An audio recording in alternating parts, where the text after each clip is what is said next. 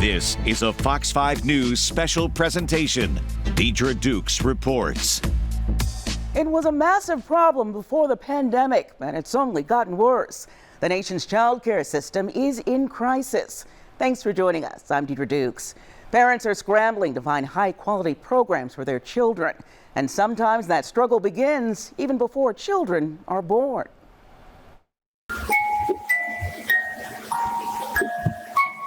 As delivery day approaches, the nursery is ready for baby's arrival.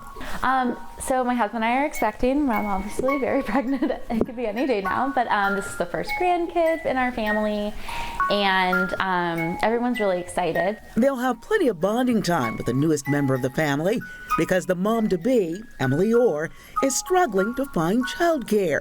It is a real sticker shock and a real time commitment. Like, you have to put your name out there at least a year in advance. So we put our name on a few different waiting lists. She's not alone. I'm just in awe of how fast the time has gone. Fox 5 producer Lauren Black and her husband started looking for daycare while she was pregnant with the couple's first child. Little Sydney is now 8 months old, and the family's still waiting for an opening. We're hoping to get her in this summer, and then got the call from both of the daycares that, they went with other families who already had kids in the daycare. And so we're just crossing our fingers for the fall now. This is a national issue. It's not just specific to Georgia, and we're all trying to tackle it the best we can so that families have access to child care. While the U.S. labor market remains strong, the child care sector faces a growing crisis. In the child care field, we were already seeing staffing shortages prior to the pandemic. The workforce was so good, the opportunities were so robust, and then as the minimum wage was naturally creeping up through market demand, we were seeing people move out of our agency. The Center for American Progress reports the child care industry has lost 88,000 jobs since February 2020. 8.4% of its workforce. Now what we're hearing from child care programs is they are facing tremendous workforce shortages. The Georgia Department of Early Care and Learning currently licenses 4,500 child care programs across the state. That's about the same number as before the pandemic. So why are providers struggling to meet demand? They're having a hard time even recruiting individuals to apply for the jobs, and then of course having a hard time retaining employees. And so that obviously impacts access for families who need child care services. Leaving families in a bind. Because first time mom, you're scared, you already have those jitters and concerns, and you just want to make sure your baby is somewhere safe. Georgia daycare licensing requirements mandate a teacher-to-student ratio. The minimum number of qualified teachers and staff providers must provide for each group of children. Every center that I know right now is full to ratio, but not full to capacity. So we've got open spots in our building, but we don't have the people available to work with the children and to be able to accept more children. Sharon Foster is president of the Georgia Childcare Association.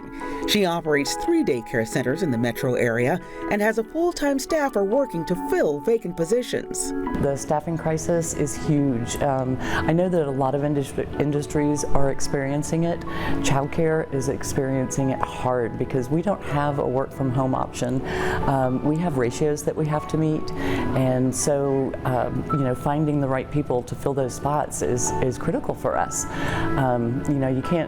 You can go through McDonald's and you can self-serve kiosk order, but I don't know of a way to self-serve change a baby's diaper. So we need the human element in our programs, and it's very hard to find right now. To make sure that we reduce. Georgia DECAL Commissioner Amy Jacobs says several factors are contributing to the crisis. One is wages. We know on average child care teachers are paid between $12 and $14 an hour, and I think we've all seen the announcements where you can make more than that at many other places, and maybe have more flexibility and less responsibility. It's a really hard job being a child care teacher. Some child care workers who left the industry during COVID changed careers, and the industry is having a hard time attracting new hires. And it's difficult right now in a competitive environment to bring young people in to take those same jobs. And so even our colleges and our technical colleges are struggling to get young men and women interested in those career fields. And so it's continuing to a cycle that just continues to repeat itself. Americans' attitudes about work have also changed in recent years. Many of those who work from home during COVID are reluctant to return to a traditional work setting. Folks want to work differently. They want some flexibility. They may want to be able to work from home. They may not want an 8 to 5 type job. And unfortunately, childcare is a 6 to 6 type job, and you've got to be there in person. Not only is finding childcare a daunting task, parents are being hit with sticker shock. Daycare costs about $10,000 a year on average for an infant in Georgia. The price is even higher in Metro Atlanta. Childcare is expensive. High quality childcare requires ratios of smaller ratios of teachers to students. That costs money. We also need teachers who are trained in health and safety, but also language and literacy practices and other practices that help children develop and be ready for kindergarten. So all of those things cost money. Or works in the education field, which, like the childcare industry, was experiencing a teacher shortage before the pandemic. She knew going in, finding a daycare situation for her baby would take some time. I think everyone's hurting in this situation. Parents are hurting, the employees are hurting, the child care facilities are hurting. Georgia DeKalb has provided over $100 million in supplements to child care providers over the past year as incentives, and are rolling out new programs to help daycare workers get training. We want to incentivize them to go back and get a credential, and we require lead teachers to have a basic level, entry level credential to teach young children. It's really important that they know what the appropriate developmental things they should be teaching these young children are. And so we are reducing those barriers by paying for the full cost. It's called a CDA, a Child Development Associate, the full cost to achieve that. We will even pay for a renewal if you need to renew that type of certificate. We also have a DeKalb Scholars Program, which we have changed recently, and we're putting in $40 million. So if you go back and get any credential, entry level or beyond, we will help with a wage supplement while you're working on your credential and also working as a teacher in a child care program. So we're trying to put any incentive and reduce any barrier that we can as a state agency to help families, but also help child care providers. In the meantime, parents are getting creative to make sure their children are cared for. We're gonna piecemeal it together, but we don't know what that's gonna look like yet. And the Orrs welcomed their baby into the world in late May. Little Daphne's grandparents will help the new parents out with childcare while they wait for a spot to open at a local daycare facility. Still ahead, as parents agonize over the daycare dilemma, employers are responding to the challenge facing working families. That's next. A lot of parents have a hard time balancing work and family because they don't have access to stable, high-quality childcare. A growing number of employers who are struggling to fill jobs are offering childcare incentives. Alpla is a world leader in high-quality plastic packaging with locations around the globe.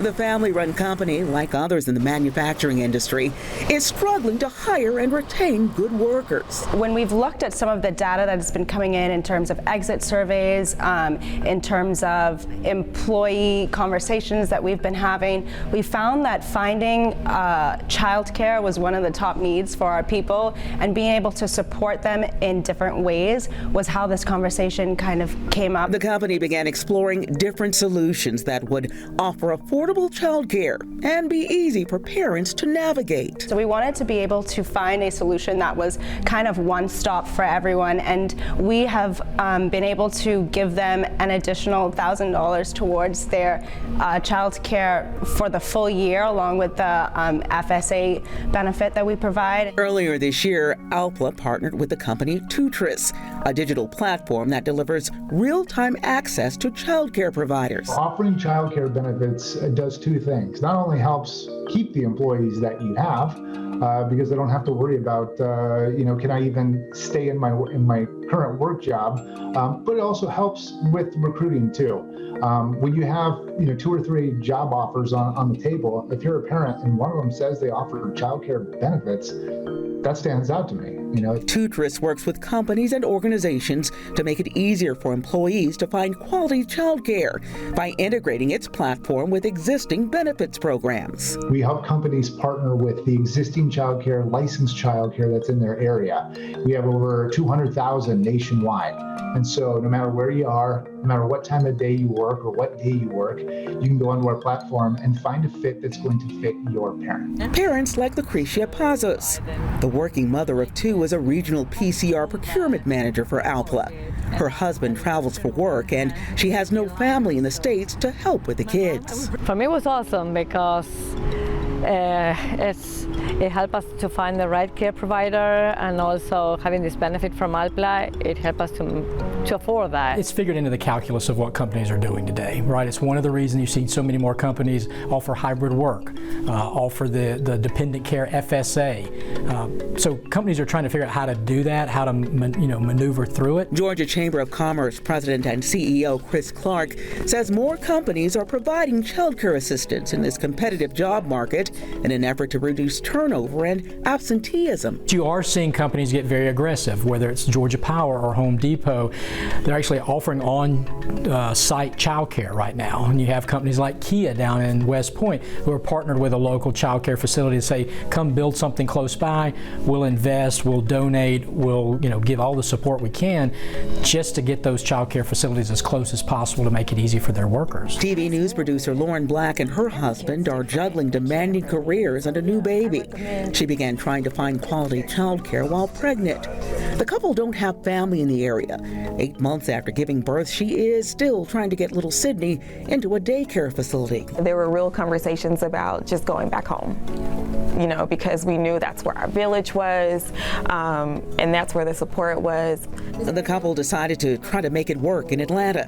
The company's childcare benefits are a great help. Being a first-time mom and not having any family in the area, just knowing that your company is willing, they understand, they get it. It allows you just to come in and focus on your job the way you need to. Months after its launch, Smith is receiving great feedback. And having those conversations with our people and being able to give them that trust that they need, that we are listening to them and offering the support that parents need for childcare has been an overwhelming joy for myself and our HR department. For Pazos, it's been a godsend. It really gives you some peace in mind, and you can concentrate on your work because you know that your kids are taken care of and they're happy where they are.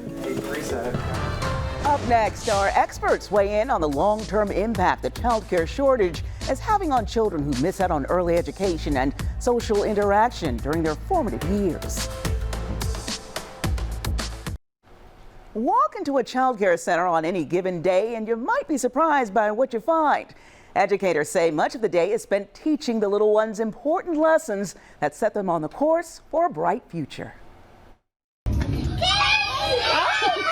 More than a safe place for children to spend the day while mom and dad are at work, the nation's childcare programs play a vital role in a child's early development. The most rapid period of brain development in our whole lives is between the time we're born and the time we're about 3 years old. That's when these synaptic connections are building in our brain that create this foundation for everything else we do. It's almost like when you build a house, if you build it right and you build the foundation strong, the rest of the house is going to be strong for a long time. Same with our brains and our children. Experts say the educational and social setbacks many children experienced during COVID shows just how beneficial enrollment in a quality program is to a child's early development. It is very hard for parents to provide for all of a child's needs developmentally, and most parents neither have the time nor are they adequately equipped to carry the burden of educating a child, because those first 5 years are so important as the children are literally sponges. Heritage Montessori's Greg Todd found children missed out on learning opportunities during their formative years as families sheltered in place. They did not interact very much. You know, we put on masks, and so natural ways of communicating were hidden from the students. And we've seen anywhere from a 6 to 18 month delay for a lot of students coming in to the program, that they're just missing skills that we would have expected pre-COVID for them to have had much earlier. Research shows that 90% of a child's brain development happens by age 5.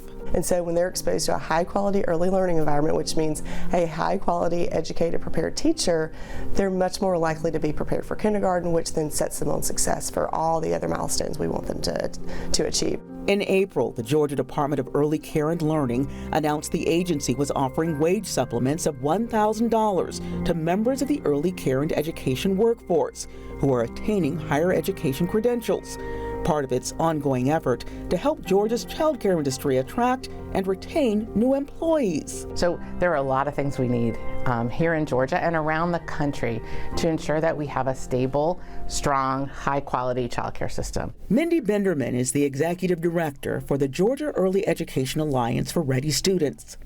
The organization advocates for high-quality early education and childcare funding. With the high cost of daycare and severe staffing shortages, childcare remains out of reach for many families. So we need to help make childcare affordable. We can do that through childcare subsidies, basically scholarships for hardworking Georgia families who are low income. We can do that through grants and private funds as well. But ways to make childcare more affordable for Georgia's families is important. Gears and other child advocates are working on several fronts with one common goal: to give children the building blocks they need for a lifetime of learning and success. We can't have a do-over in childhood, but if we do that right, children are going to arrive at kindergarten ready to succeed. They're going to be reading at grade level at 3rd grade, which is this critical time. They're more likely to graduate from high school. They're less likely to engage in risky behaviors as juveniles. They're more likely to go on to be successful in careers. If we do those first 3 years right, it's really critical. Summer break is underway and many parents are in search of summer programs for their kids. Still to come, how the shortage of childcare providers could make the search a bit more challenging for families this year. With summer programs facing some of the same staffing challenges as daycare, childcare experts offer advice for parents in search of a safe and secure camp for their kids. Summer camp should be fun, but it's also important that summer camps be a safe place for children to play and learn. Ask these questions. Is the camp licensed or exempt? Are the staff screened, and how? Are the staff trained in CPR and first aid? The Georgia Department of Early Care and Learning releases this annual PSA this time of year to educate parents who are enrolling their children in summer programs. The state agency regulates summer camp, but the rules are not the same as they are for childcare facilities. Not all summer camps are licensed. Some are exempt, and they do not all have regular inspections. They are cheaper because they don't have to have background checks. They don't have to have CPR and first aid training. They don't have to meet ratios or any of the 400 rules and regulations that license centers meet. The Georgia Childcare Association warns parents could unknowingly put their children at risk by enrolling them in an unregulated summer camp. The first thing you want to ask is whether or not they've gotten an exemption from the Department of Early Care and Learning. That should be posted prominently in their center when you walk in, or prominently in their building when you walk in, or prominently at the front desk when you come to a camp. If they don't have that, they're operating illegally. And we saw a child drowned in 2017 when the parents sent them to an unlicensed camp, and the parents didn't even know that child was being taken to somewhere where he could swim. The American Camp Association lists several questions on its website that parents should ask when selecting the right program for their child, like what training does the staff receive on safety, supervision, counseling, problem solving, and other issues unique to working with young children. If before and after camp extended care is offered, who is with the children and what activities take place? Are campers in a group with a counselor all day, or are campers free to go from one activity to another with appropriate supervision? Is an open house offered before camp starts where you can meet your child's counselor and other staff? Are parents allowed to drop by for visits? So you want to ask them, how many children is one camp counselor allowed to supervise, because under the law you could have one 16-year-old supervising 50 to 100 children because they're not required to meet any of those ratios. Of course, many of them do a better job than that, but just ask those questions. Given the current staffing shortages, Reynolds expects summer camps will also face challenges hiring qualified workers. Verify before you trust, because you don't want to trust your most precious resource in your life to a place that doesn't have anyone certified in CPR and first aid, who doesn't have certified lifeguards, who is not being mindful of the ratios. Now, Georgia Decal and Quality Care for Children are partnering to help families find summer camps. You can call the helpline at 1-877-ALL-GA-KIDS for more information. Thanks for joining us for this Deidra Dukes special report.